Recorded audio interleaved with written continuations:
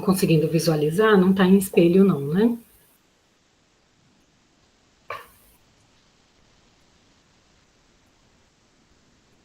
Estou conseguindo visualizar a apresentação. Tá ótimo, então, obrigada. Então, olá, meu nome é Cláudia, eu sou médica intensivista, e hoje a gente vai falar sobre neurointensivismo. Essa aula vai ser dividida em 3 partes. Na primeira parte, a gente vai falar sobre monitorização neurológica, depois trauma craniano e encefálico, e, por último, lesão medular. Então, começando sobre monitorização neurológica. O principal objetivo no cuidado do paciente neurológico grave é sempre a prevenção de lesões secundárias, né, no sistema nervoso central, que poderiam agregar uma maior morbidade e mortalidade a esse paciente.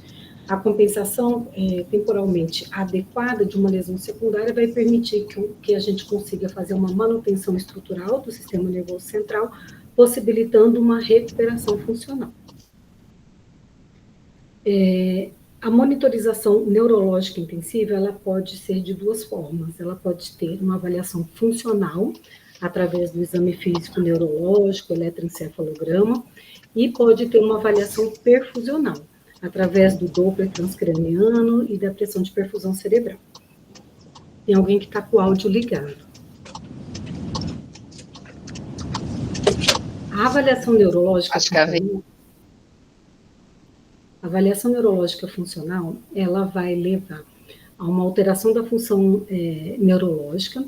A gente vai avaliar a oferta de oxigênio cerebral, caindo abaixo da demanda cerebral, e as outras causas que vão causar essa alteração da função neurológica podem ser crise convulsiva e intoxicação exógena. O exame neurológico, ele é a melhor ferramenta na avaliação daquele paciente que está consciente. Então, a gente vai realizar de forma repetitiva e direcionada para estruturas neurológicas em risco. Então, sempre que você tiver ali um paciente com dano cerebral, esse exame ele deve ser repetitivo. O nível de consciência, né, a gente vai estar avaliando, a resposta motora e a estímulos verbais e também dolorosos, e a avaliação dos reflexos de tronco cerebral. Então, esse exame, ele tem que ser repetido de tempo em tempo, para a gente poder detectar de forma precoce qualquer alteração que o paciente venha a ter. Na avaliação neurológica funcional, a gente também pode avaliar a função do tronco cerebral, através dos reflexos, né? O fotomotor, a gente pode avaliar através do óculo cefálico, do reflexo corneano, do reflexo nauseoso e também do reflexo de tosse. A gente deve ter atenção aí aos fatores de confusão na avaliação, por exemplo, quando você vai avaliar o reflexo fotomotor, às vezes num paciente que está com bloqueio neuromuscular prolongado, ele pode determinar a ausência desse reflexo. O óculo cefálico é um reflexo que na avaliação pode diferenciar a síndrome de Lockett-In da morte encefálica.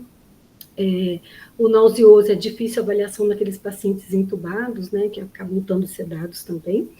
E o reflexo de tosse, quando é de paciente que está entubado, a gente tem uma melhor avaliação quando a gente faz ali a aspiração traqueal. Bem, monitorização da pressão intracraniana, né? O objetivo primordial dessa monitorização vai ser a gente avaliar o equilíbrio entre a oferta cerebral de oxigênio, né? Uma otimização do fluxo cerebral, do fluxo sanguíneo cerebral, e também da demanda cerebral de oxigênio. E com isso a gente vai evitar uma isquemia encefálica regional ou global.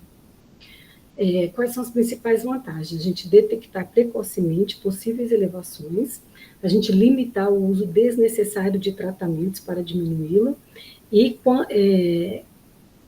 quando permite a drenagem de líquor, né, quando tem a monitorização da pressão intracraniana, quando ela é ventricular, ela permite a gente fazer uma drenagem do líquor, permitindo uma redução e um controle da pressão. E ela também vai auxiliar na determinação aí do prognóstico. Então, a PIC ideal, quando a gente vai estabelecer, o ideal mesmo é aquela PIC que é colocada intraventricular. porque a gente consegue tanto aferir a pressão intracraniana, quanto também ela serve para tratamento. Se o paciente tem um aumento da pressão intracraniana, você consegue fazer uma drenagem do líquido. A PIC normal, ela é abaixo de 10. Ela pode variar de 5 a 15, mas a média geralmente é de 10. E uma PIC elevada é aquela que vai estar entre 20 e 22 e vai permanecer por mais de 5 minutos. Então, essa PIC que ela permanece elevada por mais de 5 minutos, ela merece tratamento. Às vezes a gente pode ter o paciente com aumento ali da PIC, às vezes quando faz uma tosse, a hora que você vai fazer uma aspiração, mas essa elevação ela vai ser momentânea e logo vai voltar ao normal. Então, o que vai nos preocupar vai ser uma PIC persistentemente elevada por mais de 5 minutos. Então, aqui a gente tem a curva da pressão, né, intracraniana, quando a gente tem uma complacência cerebral normal. Então, na primeira figura ali, a gente vê P1 maior, P2 e P3, e na figura abaixo a gente vê num paciente que tem uma PIC elevada, então ele vai ter uma perda da complacência cerebral. Então, você vai ver ali a P2 acima da P1, e ficando ela mais achatada, né, não tão apiculada. Então, a P1 é a entrada de sangue arterial no crânio, logo após a sístole ventricular. Ela demonstra para mim a resistência vascular cerebral. A P2 é a passagem de fluxo arterial no tecido cerebral. A gente consegue avaliar, então, a complacência cerebral através dessa onda. E a P3 ela é gerada pelo fechamento da válvula aórtica. Então, a gente vê aqui nessa segunda figura, onde a gente tem esse achatamento da curva, mostrando uma redução da complacência cerebral. Complicações, né? Nesses pacientes, a infecção, ela acaba aumentando após o 5º dia, hemorragia e obstrução da utilização, né, do catéter de PIC. Ainda continuando na avaliação neurológica funcional, a gente tem o eletroencefalograma. Ele vai mostrar para a gente registros potenciais elétricos, excitatórios e inibitórios pós-sinápticos e produzidos na camada piramidal do córtex cerebral. O número de canais utilizados ele pode ser variável, pode haver uma dificuldade na interpretação, e a gente consegue pegar aqueles pacientes que estão em estado de mal epiléptico, né, que às vezes não tem um despertar efetivo, e aí você consegue pegar de forma mais precoce, quando você tem uma monitorização contínua. O BIS também é outro instrumento que a gente tem para fazer uma monitorização de sedação. O valor numérico dele vai variar de 0 a 100, e quando a gente quer uma hipnose profunda, esse valor tem que estar aí entre 20 a 40. Então, você tem ali a colocação, ele é de fácil uso, né? Você coloca essa fita adesiva na região frontal e faz a mensuração através do monitor, e com isso você consegue adequar a sedação do paciente, para a gente conseguir um RAS-5, que é o que a gente vai querer para o paciente em neuroproteção. A gente tem também a utilização de potenciais evocados com registro de atividade elétrica do sistema nervoso central. Na terapia intensiva, a utilização dos potenciais evocados, eles vão permitir avaliar a integridade funcional das estruturas que compõem determinada via neuronal, né, como no acidente vascular isquêmico de tronco encefálico. O Doppler transcraniano, ele vai avaliar a função neurológica ali perfusional, ele é de fácil avaliação beira-leito, ele acaba sendo um pouco também examinador dependente. A hipoperfusão, ela passa a determinar uma disfunção neuronal somente quando ocorre uma redução maior do que a metade do valor. Então, no Doppler transcraniano, por exemplo, no HSI, ele tem uma boa sensibilidade para a gente ter a detecção do vasoespasmo. Lógico que se a gente realizar ele de forma regular, para a gente poder observar essa mudança, né, onde o paciente às vezes evolui com esse vasoespasmo. No trauma crânioencefálico, ele pode estar associado com outras medidas de perfusão para identificação da hiperemia cerebral ou também de vasoespasmo. e ele também é útil no diagnóstico de morte encefálica, né? É o fluxo sistólico intracraniano de pequena intensidade e uma saída de fluxo na fase diastólica. Ele tem uma sensibilidade acima de 90% e uma especificidade de 100%. Ainda na avaliação neurológica perfusional, a gente tem como fazer uma monitorização da oferta e consumo de oxigênio cerebral através da saturação de bulbo de jugular. É um catéter que ele é localizado no bulbo da veia jugular interna. O valor da saturação ele é determinado pelo fluxo sanguíneo cerebral e pela saturação arterial de oxigênio e também pela taxa de extração cerebral de oxigênio. Ele vai ser utilizado para analisar o balanço entre a oferta e o consumo de oxigênio cerebral. Os valores têm que estar entre 55% e 75%. Eles vão estar, quando está dentro desse limiar, ele é considerado normal. Uma redução da saturação, ela demonstra um aumento da taxa de extração de oxigênio, consequente a uma hipóxia sistêmica, um baixo fluxo cerebral por hipotensão, um vasoespasmo ou então uma queda da pressão de perfusão cerebral por uma elevação da pressão intracraniana. E a elevação, ela demonstra uma perda de autorregulação dessa perfusão cerebral ou então um shunt cerebral associado a fístulas arteriovenosas. A gente tem novas técnicas de monitorização neurológica, né, com avaliação da pressão de oxigênio cerebral, fornecendo informações sobre o balanço regional cerebral. A gente tem implante de eletrodos Clark modificados, eles são colocados também externamente, e ele avalia de forma não invasiva a adequação de oxigenação cerebral. O sensor ele é colocado sobre a pele, na região frontal, não foi estabelecido valores de normalidade, acaba sendo utilizado como uma forma de detecção precoce de mudanças da oxigenação cerebral, e ele acaba não sendo um bom método para avaliação absoluta da saturação venosa de oxigênio. A pressão tissular cerebral de oxigênio ou pressão parcial de oxigênio intersticial cerebral acaba sendo um marcador precoce de isquemia cerebral. A gente tem a colocação do monitor multiparamétrico com pique, temperatura e oxigenação cerebral. A gente pode fazer uma medida regional da oxigenação, avaliando um balanço cerebral regional entre oferta e consumo de oxigênio. A gente pode ter uma correlação entre a PIC, a pressão de perfusão cerebral, e também a pressão parcial de oxigênio intersticial cerebral, sendo essa última a mais precoce. A PTO2 ela vai estar entre 35 a 50, que é o valor de referência, e abaixo de 20 é sugestivo de hipóxia cerebral, e a gente deve tentar aumentar a oferta de oxigênio. Nós temos novas técnicas de monitorização neurológica, né? Tem a microdiálise, onde a gente faz a introdução de um catéter de membrana semipermeável numa região específica cerebral. Geralmente ele acaba sendo introduzido na região de córtex frontal. A gente vai conseguir ter uma avaliação da concentração de solutos de baixo peso molecular no interstício. Ele permite a análise quantitativa das concentrações de glicose, glicerol, piruvato, lactato e de neurotransmissores, como o aspartato e glutamato. E o uso em paciente com trauma crânioencefálico requer monitorização de PIC. A relação lactato e piruvato, ela é considerada um melhor marcador de injúria isquêmica secundária.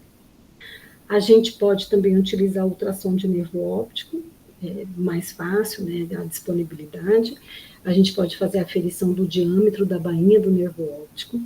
Tem uma correlação entre os valores ecográficos com as medidas da pressão intracraniana, e quando ele está abaixo de 5,8, não tem... ele geralmente está associado, não tem hipertensão intracraniana, está associado a uma pressão abaixo de 20, e mudanças também vão estar associadas com alteração da PIC. E a outra forma também da gente avaliar a análise de curva de complacência cerebral através do Brain for Care, que é esse aqui, essa última figura de baixo, ele é de fácil manuseio, você instala no paciente ali, estando em neuroproteção, e você consegue ter a aferição dessa complacência cerebral. Você pode ali deixar um tempo, ele vai fazendo essa aferição e dando esse retorno para a gente se está adequado ou não. Ele vai ver então a oscilação do volume e é capturada pelo sensor, gerando uma curva que vai ser muito semelhante a essa curva da PIC.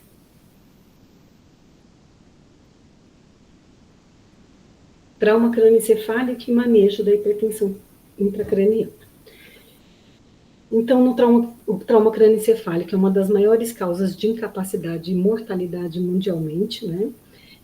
No Brasil, estima-se que cerca de 125 mil admissões hospitalares por trauma crânioencefálico anual, com taxa de mortalidade chegando até 7,7%. E quando a gente avalia somente no PCE grave, a gente tem uma mortalidade chegando até 30%. Então, a gente tem aí a doutrina de Monroe Kelly, onde a gente tem o crânio, né, que é uma estrutura ali inelástica, e junto com seus componentes, o líquor, o sangue venoso e arterial e a massa encefálica. Então, qualquer alteração que a gente tenha dentro desse componente inelástico, a gente vai ter que ter um equilíbrio, né? E geralmente o que acaba equilibrando, como a gente tem aqui um hematoma, como aqui na figura, é a gente tentando drenar líquor e volume sanguíneo também, tanto venoso quanto arterial, para poder tentar estabelecer um equilíbrio.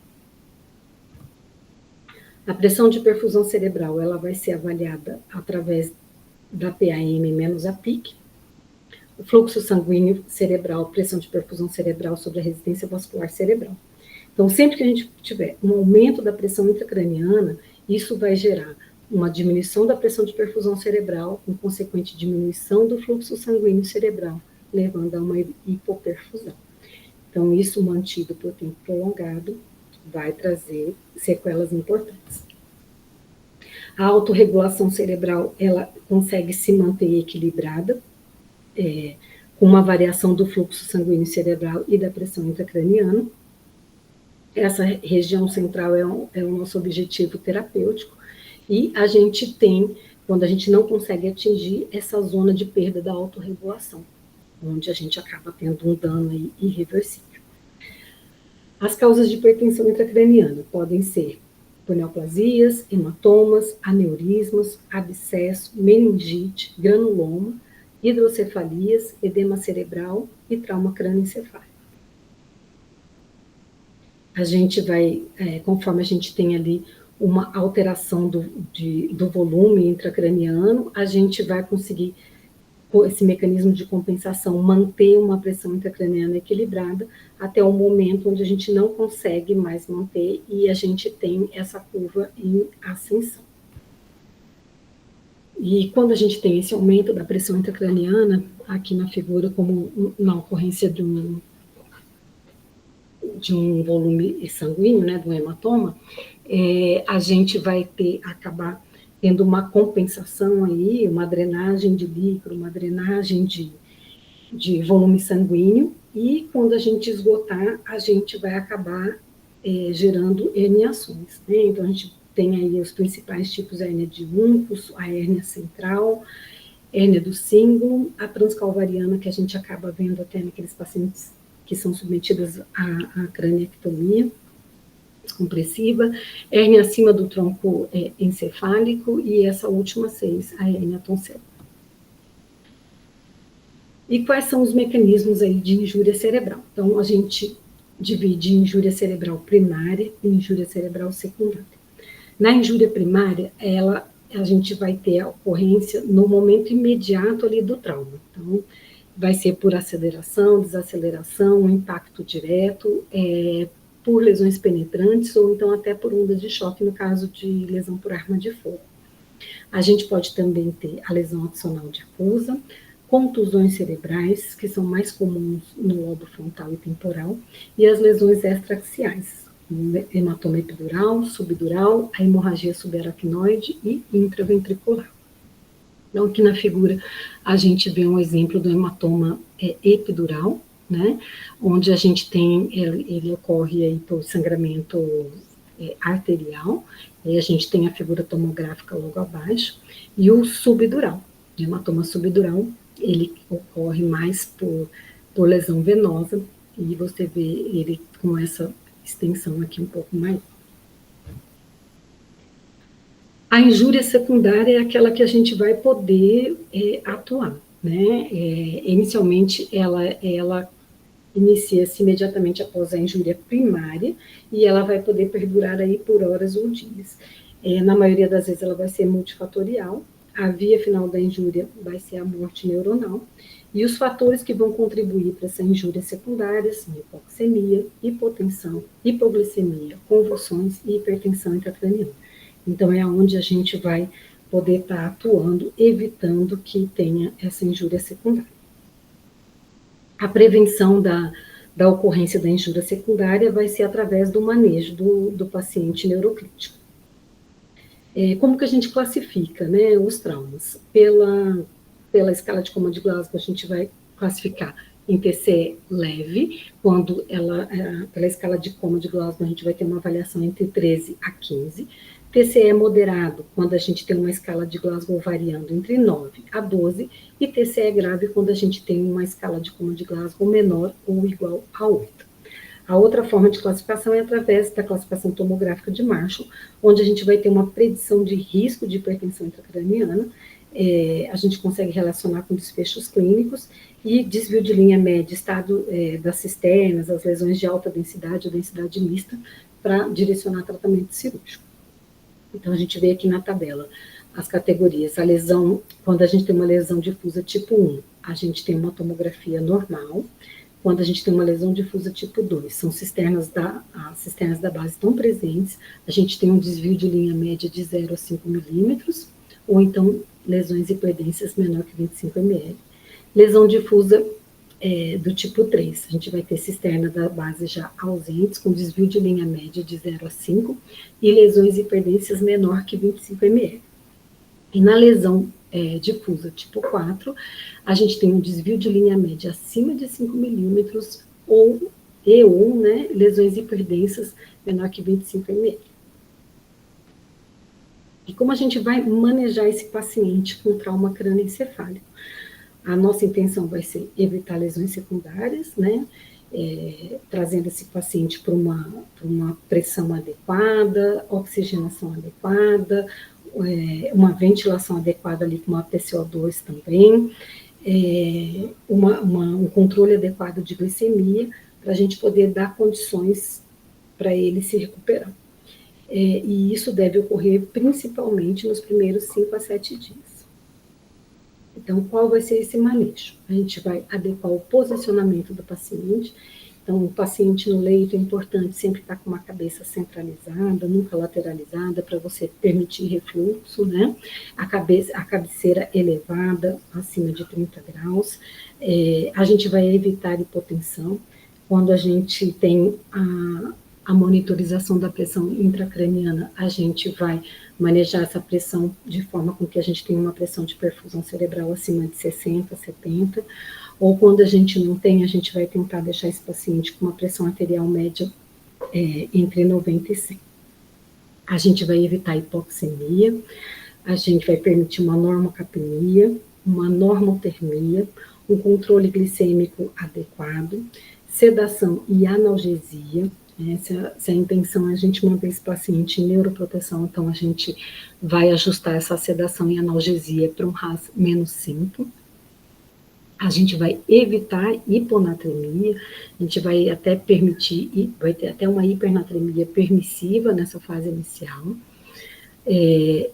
Iniciar a nutrição, né, ter um alvo de hemoglobina que permita uma oxigenação adequada. No paciente com TCE grave, a gente deve fazer a profilaxia de crise epilética, pelo menos nessa fase inicial, né, aí onde a gente tem um maior risco, até 7 dias, ou naqueles pacientes que fazem crise convulsiva já inicialmente, a gente vai manter. A profilaxia de tromboembolismo venoso, assim que liberado, né, porque às vezes o paciente teve teve esse sangramento, a gente precisa ainda fazer uma tomografia de crânio, controle, para ver se ficou estável ou se esse sangramento voltou a piorar. Mas a profilaxia a gente pode também fazer através de compressão pneumática, né? Não só com enoxaparina ou heparina. Profilaxia de úlcera de estresse, uso de corticosteroides somente naqueles casos de paciente com tumor cerebral, né? Que a gente vê que tem benefício. E antibiótico profilaxia somente quando o paciente tiver uma fratura exposta craniana, onde tem risco aí de infecções secundárias, ou no pós-operatório, onde você faz uma profilaxia aí por 24 horas. Então, o anticonvulsivante profilático no TCE, naqueles pacientes que vão apresentar, que apresentam Glasgow abaixo de 10, que tem contusão cortical, que tenha um hematoma epidural, subdural ou intraparenquimatoso, que tenha uma fratura com afundamento, que tenha um trauma penetrante, ou naqueles pacientes que apresentaram crise nas primeiras 24 horas. Então, nesses pacientes está indicado a utilização do anticonvulsivante profilático.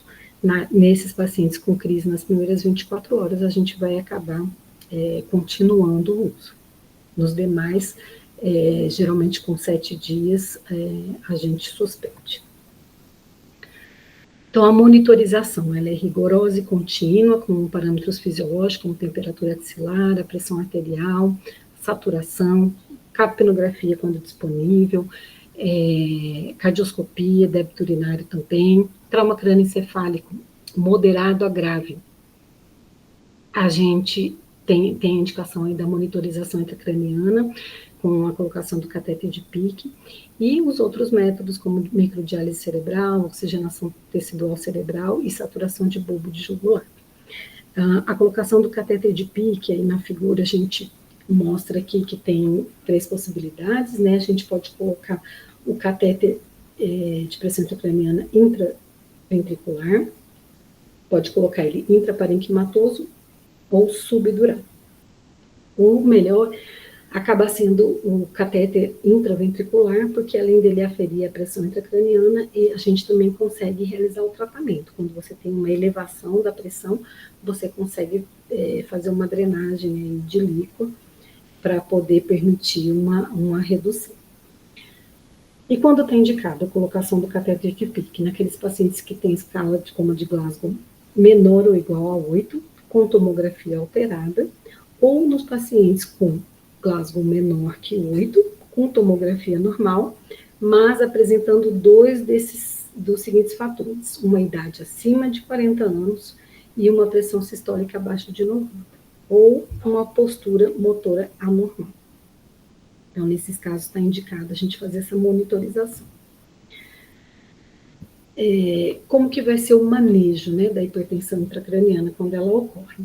Quando a gente observa um aumento sustentado da pressão intracraniana acima de 5 a 10 minutos, acima de 20, 22, excluindo tosse, aspiração traqueal e posição de Trendelenburg, né, como medidas de suporte básico já implantadas, a gente vai fazer o início do tratamento específico para o controle dessa pressão intracraniana. A gente vai utilizar as medidas de primeira linha, que vai ser a sedação, para a gente tentar reduzir a taxa metabólica, com alvo de sedação aí de RAS-5. A gente vai tentar atingir o alvo pressórico com um ajuste de volemia, com a utilização de vasopressores inotrópicos quando necessários, para a gente poder, e a gente deve garantir um funcionamento adequado da DVE, da derivação ventricular externa. E as medidas de segunda linha. Quando esse controle da PIC, com essas medidas inicialmente adotadas, a gente não conseguiu alcançar um controle, e a gente pode visualizar perda de reatividade pupilar nova, assimetria pupilar, novo déficit focal ou uma síndrome de herniação, a gente deve fazer uma nova tomografia e reavaliação pela equipe da neurocirurgia, para avaliar se esse paciente talvez tenha aí uma indicação de abordagem neurocirúrgica. A sedação, a gente pode utilizar bolos para ajuste, né, dessa pressão intracraniana, pode usar a dose única de bloqueador neuromuscular, mas a gente não deve fazer isso de rotina.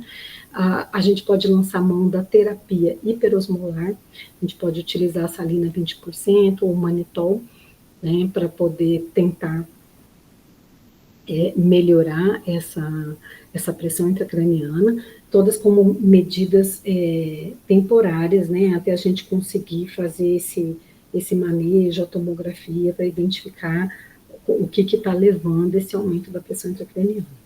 E a hiperventilação, ela pode ser utilizada somente como uma estratégia pontual, porque às vezes a gente hiperventilar o paciente, a gente pode aumentar o risco de isquemia secundária. Então, a gente deve usar com muita cautela. As medidas de resgate, né, no manejo da hipertensão intracraniana refratária. Então, seria a avaliação pós-tomografia, se teria indicação de uma craniectomia descompressiva.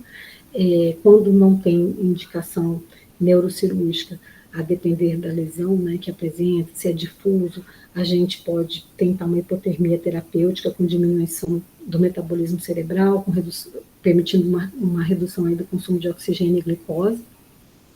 Mas lembrar dos efeitos colaterais como acidose metabólica, distúrbio hidroeletrolítico, arritmias e bradicardia, além de coagulopatia e também aumento do risco de infecções. E a gente também pode lançar a mão aí do coma barbitúrico, onde a gente vai tentar uma diminuição da pressão intracraniana, que ela vai ocorrer por uma supressão metabólica cerebral, porque ela acaba diminuindo o fluxo sanguíneo cerebral, com efeitos colaterais graves, como hipotensão e tempo de ação prolongado por deposição em tecido gorduroso. Lembrar da hiperatividade simpática paroxística, né, que pode ocorrer.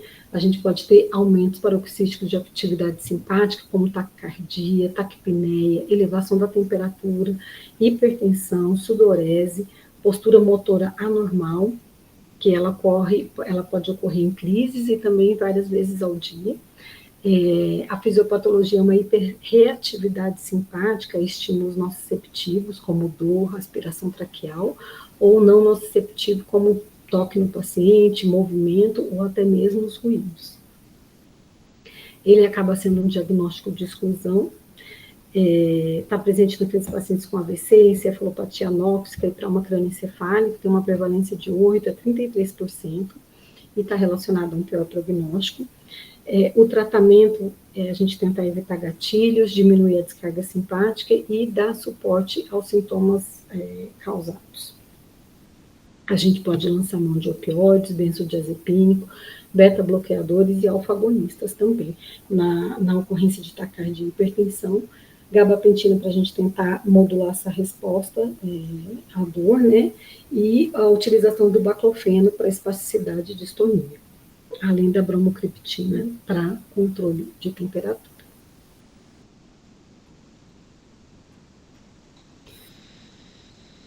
Tudo bem até aqui, gente? Vocês querem perguntar alguma coisa? Tudo bem. Então, vamos para lesão medular. A lesão medular é uma lesão que ela ocorre nos neurônios do sistema nervoso central e dentro do canal vertebral, do forame magno até a região lombar superior. Os mecanismos para a lesão raquimedular são colisão entre veículos motorizados, 48%, por queda, 16% dos casos, agressões, lesões esportivas e outras causas. Essas lesões vertebrais, elas tendem a ocorrer em áreas que têm maior mobilidade. O trauma raquimedular cervical, ele acaba sendo mais frequente, representando cerca de 50% dos casos.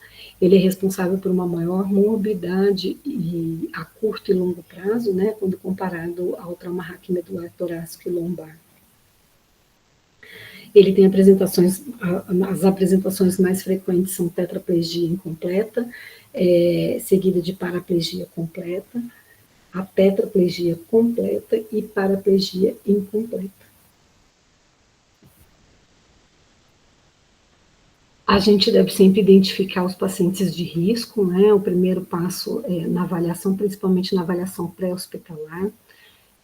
Os grupos de risco são vítimas de acidente grave, pacientes traumatizados com perda de consciência, aqueles pacientes com traumas menores, com queixas referentes à coluna, como dor no pescoço, ou lombar, ou apresentando uma contratura, ou a medula espinhal com amortecimento, parestesia e fraqueza, além de paralisia também.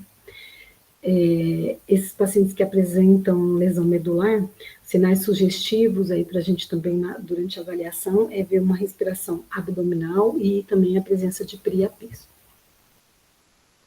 A lesão primária passiva, ela tem uma transmissão de energia cinética para a medula espinhal, logo no momento que acontece o trauma, como consequente perda de condução neurofisiológica. Então, ela vai ser responsável pela paralisia aguda. A lesão primária, ela vai ser composta por alterações morfológicas, metabólicas e eletrolíticas. As morfológicas a gente vai ver através de petequias, hemorragias, um edema axonal, uma ruptura de bainha de mielina com lesão endotelial isquêmica e necrose hemorrágica. Nas metabólicas, ela ocorre geralmente na primeira hora da lesão. A gente vai ter um aumento do consumo da glicose, uma redução do teor de oxigênio tecidual, determinando uma queda de atividade da enzima, a TPase, e isso vai interferir na produção energética, né, levando a célula a utilizar a via de glicólise anaeróbica. As alterações eletrolíticas, como cálcio, sódio, potássio, vão ser consequência de falha energética e vão envolver também um fluxo anormal de eletrólitos para dentro das células, com liberação de metabólitos e lisoenzimas. A lesão secundária, ela vai acontecer em horas ou dias subsequentes ao trauma. Ela vai ser mediada por processos celulares, moleculares e por diferentes mediadores inflamatórios, levando a uma oxidação, uma lipólise e morte celular. A gente vai observar clinicamente nesses pacientes uma deterioração neurológica após 8 a 12 horas da lesão inicial, que esses pacientes se apresentavam com lesão incompleta. Então, a gente pode ter a lesão medular completa e incompleta, e ela pode estar em nível cervical, torácico e lombar. A gente tem a escala de Ásia, né, que vai ter a classificação, ela é a classificação neurológica de padrão de lesão medular. A gente faz uma avaliação motora e sensitiva, classificando esse paciente a depender das alterações encontradas, né, da parte motora. Você vai avaliar os flexores de cotovelo, extensores do punho, flexores de dedos, os addutores, flexores do quadril, extensão de joelho, né, você vai fazer essa avaliação motora e a avaliação sensitiva, né, através dos dermátomos, para a gente poder conseguir classificar. Então, ela vai ser classificada de A a E, na lesão completa, né, B incompleta, onde você tem somente alteração sensitiva, na C incompleta, onde você vai ter comprometimento muscular aí associado, até a E, que é quando você não tem alteração, né, você não tem disfunção nem motora, nem sensitiva.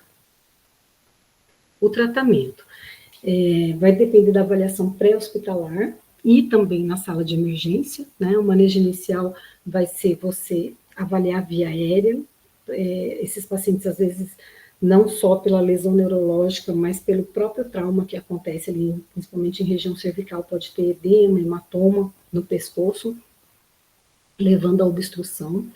A gente pode ter alteração da inervação diafragmática, pode ser perdida nas lesões ali entre C3 e C5, e pacientes com lesões acima de C3, a gente pode observar uma parada respiratória já no cenário do trauma. E aí, quais seriam as indicações de ventilação mecânica nesses pacientes com trauma raquimedular? Então, naqueles pacientes com lesões medulares completas, acima de C5, nos pacientes com franca falência respiratória, uma hipoxemia refratária, uma acidose respiratória grave, e naqueles pacientes que apresentam uma respiração paradoxal. Em relação à circulação, o TRM acima de T4, ele tem um elevado risco de choque neurogênico em decorrência da simpatectomia traumática e hipertonia vagal.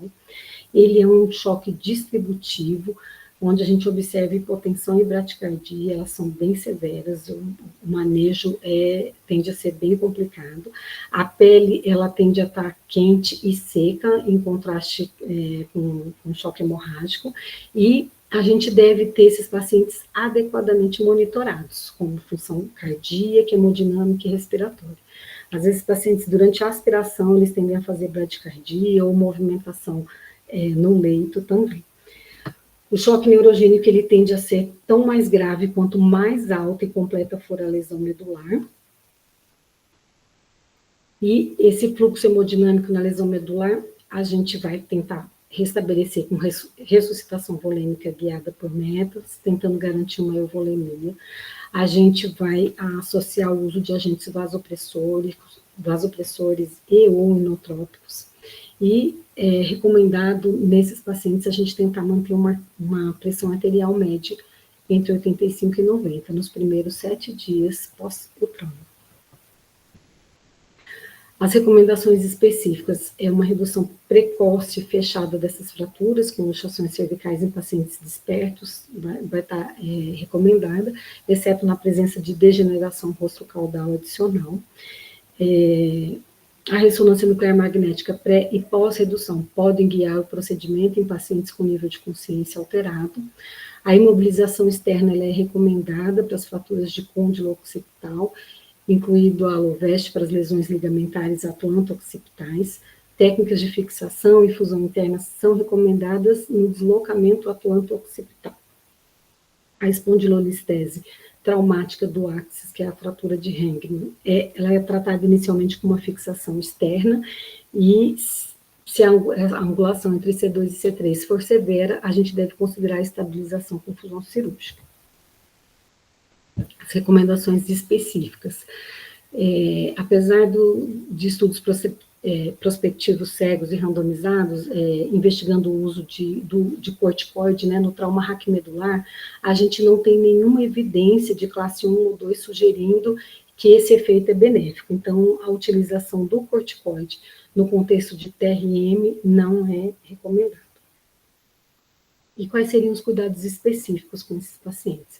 O uso de sonda nasogástrica, a gente permitindo uma descompressão abdominal, a utilização de cateterismo vesical, cuidado com a regulação térmica, né, que esses pacientes tendem a fazer uma hipotermia ou mesmo uma hipertermia, cuidados com a pele, com mobilização, evitando aí as lesões de pressão, iniciar um suporte nutricional o mais breve possível e prevenir tromboembolismo venoso, né, seja com profilaxia química ou então com um mecanismo de compressão.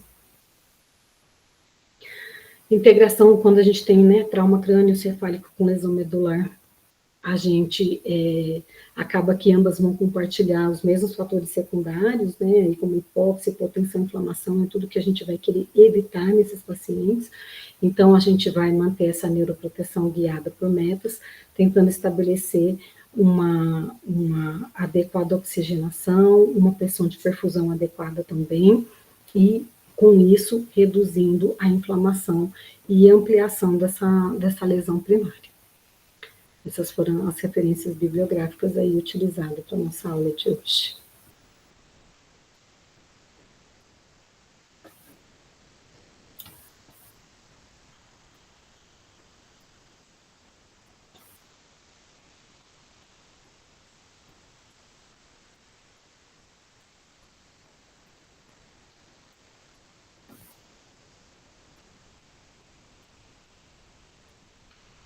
Dúvidas, questionamentos?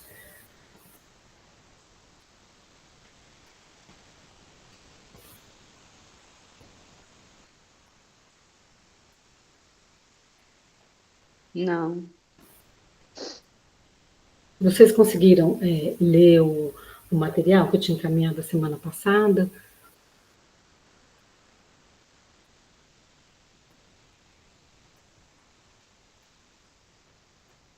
eu vi as questões, né, que foram feitas, mandadas. Eu não consegui dar uma olhada no material, não. Uhum, tá bem. Eu queria ver com vocês, como a gente está atrasado no cronograma, né? Se a gente consegue, o que seria mais adequado para vocês? Algumas pessoas falaram a respeito de fazer na quinta-feira a aula, ou se a gente mantém a terça-feira como habitual, o que fica melhor para vocês?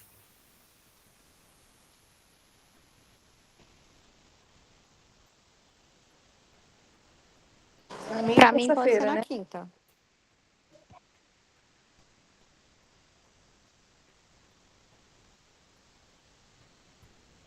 Para mim pode ser na quinta também. A repor também pode ser na quinta.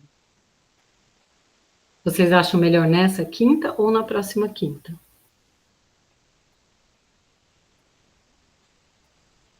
Para mim é melhor na Pra mim, próxima tanto quinta. faz. Próximo. Porque senão fica muita coisa essa semana, né? Então tá bem. A próxima, então, a gente vai falar a respeito do diagnóstico de morte encefálica, né? Os critérios aí para a gente estabelecer. Só lembrando que a próxima é feriado, viu? Ah, é verdade. Será que não é melhor fazer na terça, então, gente? Ah, acho que vai ser melhor. Vamos ver no calendário aqui. É que daí a gente não adia tanto, né? Uhum. Dia 18, certo? Certo. Uhum. Então, daí a gente vai falar sobre morte encefálica, diagnóstico, né? A manutenção de potencial doador. E também ficou faltando sobre diabetes insípidos. Se eu não me engano, acho que são esses temas aí que estão faltando abordagem. Daí a gente pode fazer também a discussão dessas questões que eu tinha passado para vocês na última terça. E se vocês quiserem trazer também outros questionamentos, eu fico aí à disposição. Pode Tá, ser, então a pode nossa ser. aula vai ser na terça-feira que vem. Vai ser aula dupla? Terça-feira, dia 18.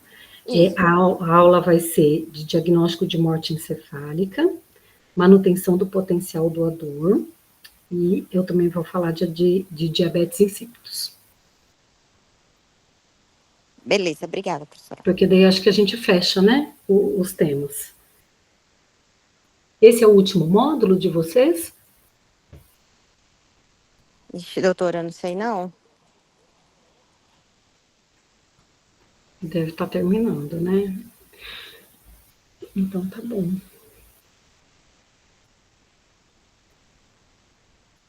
Ok. Então, Não é o último módulo não, doutora. Ainda tem mais uns 3 depois desse. Tem gastro, cirurgia e alguma outra coisa. então vocês ainda entram para o próximo ano ainda, para finalizar. Eu acho que pega um pedaço de janeiro ali, entendeu? Eu achei que terminava agora. Não. Não tá bem.